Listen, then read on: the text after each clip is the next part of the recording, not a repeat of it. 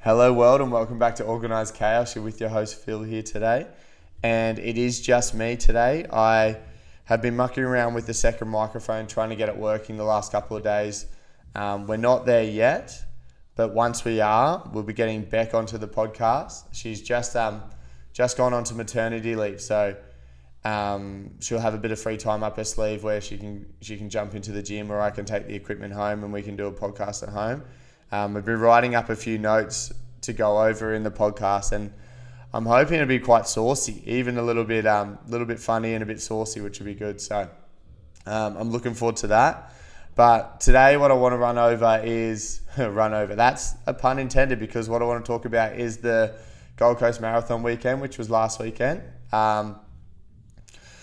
It was an amazing event. It was great to see so many people out there pushing towards a goal, whether they'd set out to achieve it the day before or they'd been working for 12 months to achieve it. It was so good to see that many people out there having a red hot crack. So I really enjoyed the weekend. We had the half and the 5K on the Saturday, where we had a few people from the gym in both of those events, and then we had the 10K and the full on the Sunday, where we had a few in those events as well, which was unreal. Myself personally, I competed in the 5K. Well, I didn't compete. I wasn't there to win, but I competed against myself, I guess. I went into the 5K with a goal of trying to get under 18 minutes. And I've been doing training for that specific goal for the last maybe 6 to 8 weeks. Like, I was following a program that I found online, and the program wanted me running 5 times a week. And realistically, I could have, don't get me wrong, I could have, but it would have hindered a lot of other things in my life. So I think I was getting in 3 to 4 runs a week, and I was quite content with that. And the reason I like the 5K is because you don't have to go running for 3-4 hours to train for it. Like, I can do something in 40 minutes and it's going to help what I'm trying to achieve. So for me, the shorter distance stuff now, where it's like, whether it's 5 or anything lower than 5, I guess, is sort of more appealing to me, because it is more time friendly and I enjoy it a lot more. Not that I hate running long distances, but after running the full marathon bloody 9 years ago, I don't think I'll ever do it again, because of how much effort that went into it and how much time that went into it. I just know, at the moment at least, I'm not willing to put that amount of time and effort into it. So for me, the 5K was the goal. Under 18 minutes was the big goal. And I knew that the amount of effort I put into this training plan, I knew I was going to get a PB. So my previous best was 18:40. And I knew I was going to beat that, because I'd been putting in enough work to deserve to beat it. Because when I got 18:40, I didn't deserve an 18:40. I'd run a few times prior, but there was nothing that was specific around the 5K. It was just sort of like, I might try and do that now. And I ran an 18:40, and I was quite happy with it, to be honest. But so after getting the 18:40, I thought, it'd be nice to be able to hit a 17 something at marathon weekend. So I registered for that, and I've been training for that ever since. And race day came around, and Saturday it was, and I was quite nervous. Like I said, I knew I was going to get a PB. I knew I was ready, but I didn't know if I would get under 18 minutes, because I would be shaving 40 seconds off my previous best. So it is quite a long time, especially in a 18-minute race. So I was lucky enough to get a priority start, which means that you've got your seeded runners who are all your top athletes that run off first, and then you've got your priority, which are people that apply for it that have to run under a certain time. And I think they had to run under 19 minutes and prove it. So I linked my Rabina Fun Run time to it, and I got accepted into the priority.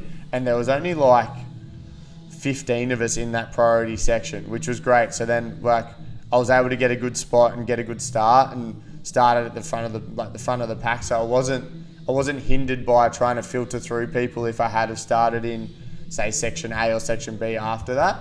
So I had quite an easy sort of transition, and everyone in front of me was faster than me. So it wasn't like I was waiting for other people. Everyone around me was faster than me. So I was able to get a good start on the race, and it was pretty, it was up a little bit of a hill to start with, but then it was quite a flat track, and you go 2.5 out, turn around and come 2.5 back. And it was, I felt good. I'd set up my earphones to tell me what I thought was going to be, okay, every kilometre would be telling me how fast I was running, and I wanted to sort of stick around that 3:30 pace. And I hadn't used the app that I was using to tell me these times before, Genius, right? So I've been using Runkeeper, I haven't used it in forever, and I put it in my ears to make sure that it would tell me, so I would know if I'm on track every kilometre, how fast I was running at that time. Anyways, I must have clicked on something wrong, and it was telling me that I was running 20 point something kilometres per hour instead of telling me I was running 3.5 minute kilometres. So for me, I had no idea how fast I was going. I would reference my watch a little bit, but it was somewhat playing up as well. So I knew I was going quite quick, but I didn't know how quick I was going. And it wasn't until I've literally turned into the last corner, and at the end there you can see there's a clock at the finish line, and I'm probably about 150 meters away from the clock, and it says 16:50 or something like that. And I'm like, far out, I'm flying here. And I'm fuming because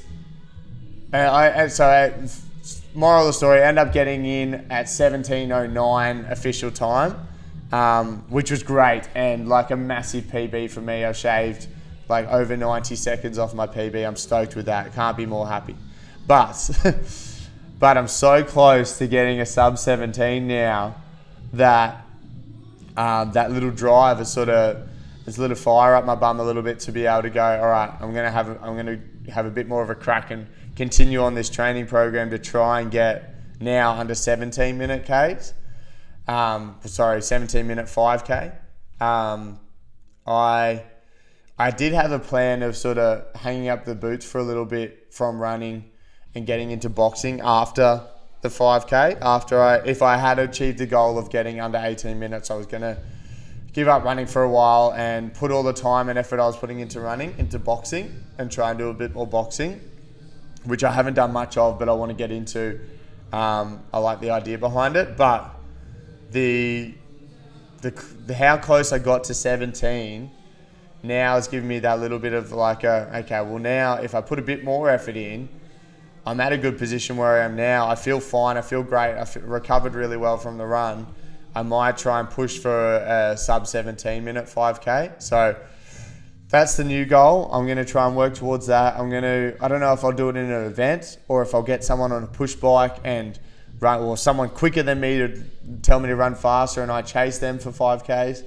I like the event style because I think that adrenaline from the race gets you going at the start. I think my first K was a 3:10, and that's probably the quickest K I've ever done in my life, to be honest. And it was up a bit of a hill, it was a bit of an incline. So, and then I sort of fell back into a 3:20. I think I averaged 3:24K, so I think I was hovering around 3:28 for the next 4Ks. But yeah, I'm doing the math on it to try and figure out if I can run a 3:20 pace for 5Ks, I should sneak in around that 17 minute mark. And whether I do it at an event, I'll have to look up what events are around, or I just go around Oxenford Lake or something like that for 5Ks with someone on a bike or someone quicker than me that I can chase.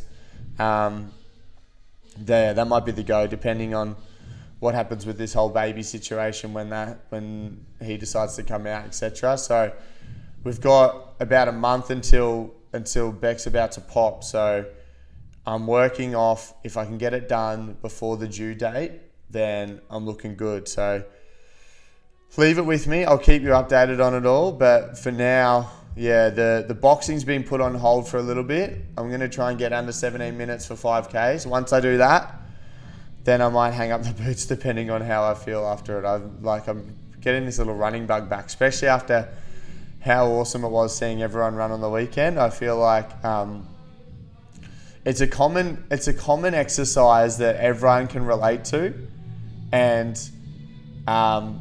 it's something that people everyone's tried running or done running for, like, well, not everyone, but most people have given it a crack at some stage. So they know the effort and the time that goes into improving on like a PB, even if like it's all you, like it's all against you. So if you're running a 25-minute 5K and you can run a 24-minute 5K and you're getting better and better each time, then that's great. And people can recognize your improvements. They don't need to reference it against themselves. So if you're running consistently and improving, then people will recognize that because they've done the same thing. So for me, I'm going to try and get under a 17-minute 5K now. That's the new goal. I'm still kicking along with these burpees as well. The world record is,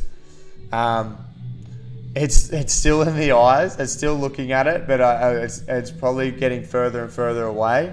I am close to day 200, so I have to figure out what I do for that. We're at day 186 today, so I'm getting closer and closer to that. So 2 weeks away or something like that, I'll have to figure out what I end up doing for. I might be bloody in the hospital when the baby's coming. That would be interesting. But I'm going to try and do something big for day 200, raise some funds for the Haemophilia Foundation. But yes, like I said, next podcast we'll have Beck in it.